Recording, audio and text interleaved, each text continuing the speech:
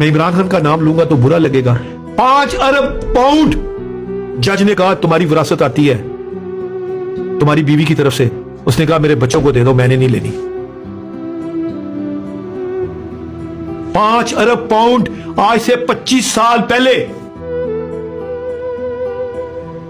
आज आप उस पर कोर्ट कचहरी कर रहे हैं। इल्जाम लगाते हुए थोड़ा सा ख्याल करना चाहिए, इस तरह नहीं। जमाइमा खान 5 अरब डॉलर 5 अरब पाउंड इमरान खान के हिस्से में आते थे शादी की वजह से। सेपरेशन हुई तो जज ने कहा, उसने कहा नहीं मुझे नहीं चाहिए। तो फिर जज के अल्फाज थे, जमाइमा तुम क्यों सेपरेशन ले रही हो? कहती मैं पाकिस्तान रहना नहीं चाहती।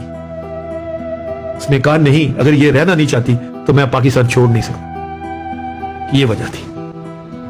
लोग सच को बर्दाश्त नहीं करते।